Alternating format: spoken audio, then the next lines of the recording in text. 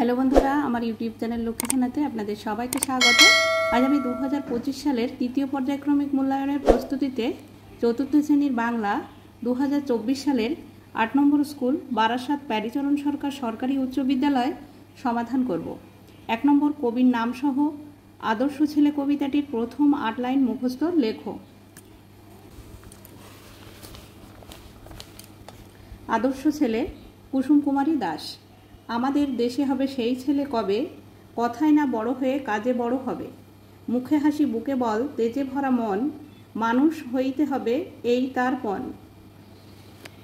বিপদ আসিলে কাছে হও আগুয়ান, নাই কি শরীরে তব রক্ত মাংস প্রাণ। হাত পা সবারই আছে, মিছে কেন ভয়, চেতনা রয়েছে যার সে কি পড়ে রয়। 2 নম্বর নিচের প্রশ্নগুলির 2-1টি বাক্যে উত্তর দাও। নাম্বার ক, চটি যতীনকে মুচিদের কাছে নিয়ে গিয়েছিল কেন? চটি যতীনকে মুচিদের কাছে নিয়ে গিয়েছিল কারণ মুচিদের বক্তব্য অনুযায়ী চটিদেরও প্রাণ আছে, ছিঁড়ে গেলে তাদেরও ব্যথা লাগে। সিঁড়ি দিয়ে দুধদার ওঠানামা করলে ছেঁড়াচটিও যন্ত্রণাকাতর হয়।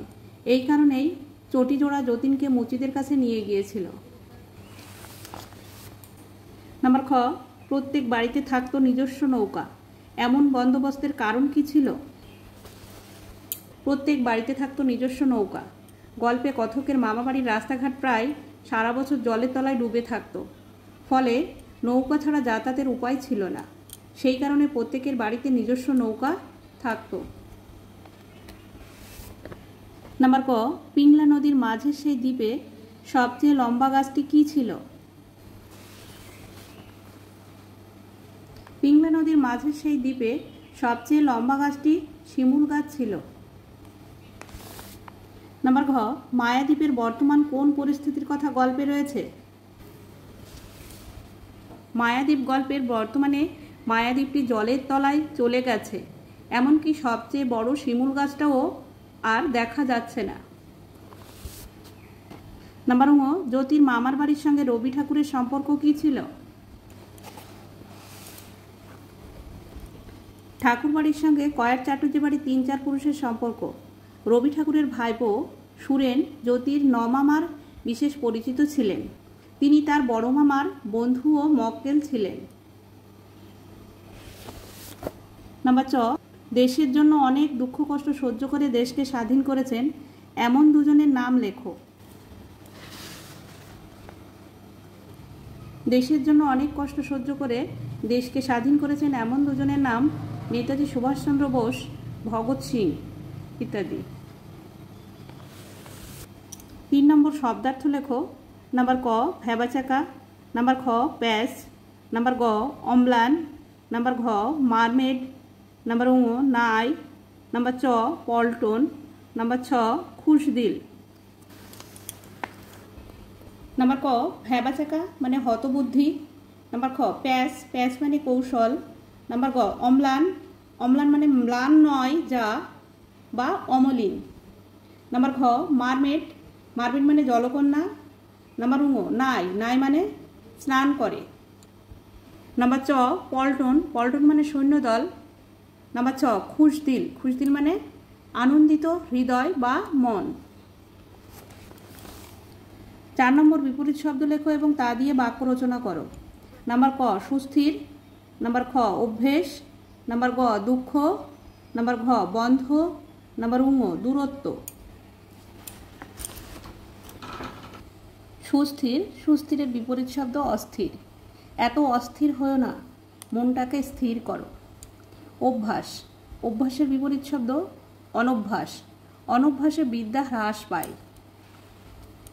দুঃখ। দুঃখের বিপরীত শব্দ সুখ। রামবাবু সুখী মানুষ। বন্ধু। বন্ধুর বিপরীত শব্দ শত্রু। শত্রুকে দুর্বল ভাবা উচিত নয়। নাম্বার ঙ, দূরত্ব। দূরত্বের বিপরীত শব্দ নিকটত্ব বা সান্নিধ্য। ভালো মানুষের সান্নিধ্য পাওয়া ভাগ্যের ব্যাপার। 5 নম্বর সঠিক উত্তরের মাথায় টিক চিহ্ন দাও। নাম্বার ক, আমাদের দেশের ছেলে বড় হবে কাজে, কথায়, লম্বায়। কাজে। আমাদের দেশের ছেলে বড় হবে কাজে। নাম্বার খ, জ্যোতির বড় মামার পেশা ছিল ডাক্তারি, ওকালতি, শিক্ষকতা। ওকালতি। জ্যোতির বড় মামার পেশা ছিল ওকালতি। নাম্বার গ, বিপদ কাছে এলে আদর্শ ছেলেকে পিছিয়ে এগিয়ে ফিরে যেতে হয়, এগিয়ে যেতে হয়।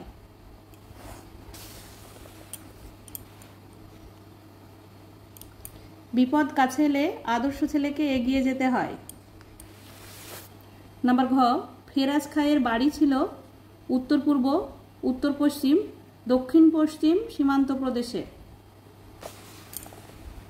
ফেরাজ খাঁয়ের বাড়ি ছিল উত্তর পশ্চিম সীমান্ত প্রদেশে।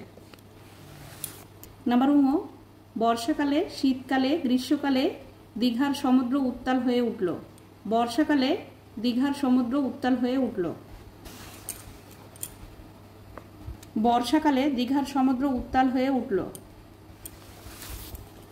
6 নম্বর শূন্যস্থান পূরণ করো। নাম্বার ক, ওঠো ড্যাশ জগত জন পূজ্যা।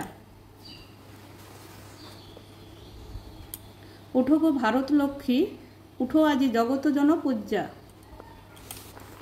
নাম্বার খ, জননী গো লহ তুলি বক্ষে। জননী গো লহ তুলি বক্ষে। নাম্বার গ, 63 কোটি নরনারী গো। 63 কোটি নরনারী গো। নাম্বার ঘ, দোকানে গিয়ে দাঁড়িয়েই থাকতে হবে যদি, দোকানে গিয়ে দাঁড়িয়েই থাকতে হবে যদি ধুতি কিনতে হয়। নাম্বার ঙ, সকলের সঙ্গে মানিয়ে চলা যাবে না যদি,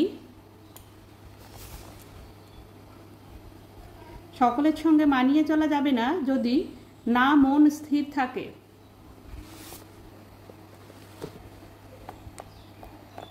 7 নম্বর, নিচের বাক্যগুলি থেকে সন্ধিবদ্ধ পদ খুঁজে নিয়ে সন্ধি বিচ্ছেদ করো। নাম্বার ক, সমুদ্রের একটি নাম রত্নাকর।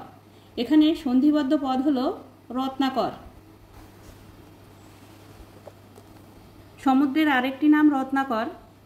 এখানে সন্ধিবদ্ধ পদ রত্নাকর। রত্নাকর সন্ধি বিচ্ছেদ করলে হয় রত্ন যোগ আকর। নাম্বার খ, আমাদের বিদ্যালয় আমাদের গর্ব। এখানে সন্ধিবদ্ধ পদ হচ্ছে বিদ্যালয়।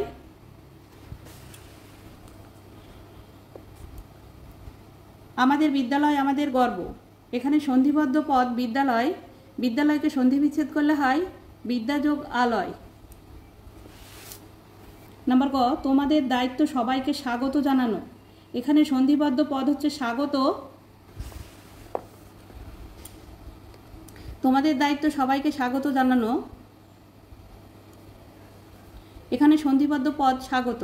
স্বাগত সন্ধি বিচ্ছেদ করলে হয় সু যোগ আগত। নাম্বার খ, রমেশ শরৎচন্দ্র চট্টোপাধ্যায়ের একটি বিখ্যাত চরিত্র। এখানে সন্ধিবদ্ধ পদ হচ্ছে রমেশ। রমেশ শরৎচন্দ্র চট্টোপাধ্যায়ের একটি বিখ্যাত চরিত্র। এখানে সন্ধিবদ্ধ পদ হলো রমেশ। রমেশ সন্ধি বিচ্ছেদ করলে হয় রমা যোগ ইস। নাম্বার ঙ, সকলের মতৈক্য হওয়া সম্ভব নয়।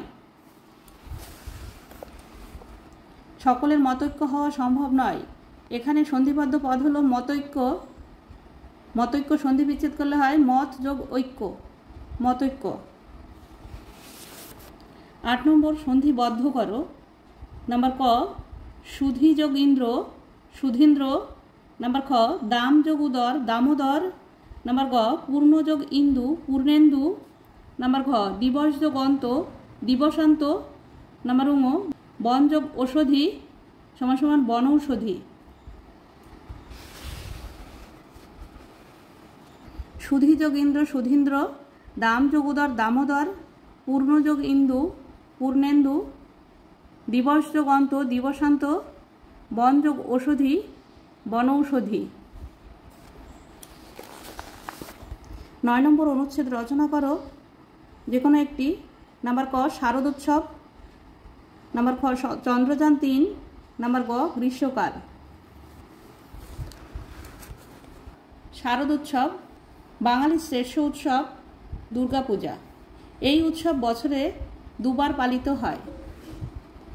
এই পূজা শরৎকালে করা হয় বলে একে শারদীয়া উৎসব বলা হয়। বসন্তকালে এই পূজা করা হয় বলে একে বাসন্তী পূজাও বলা হয়।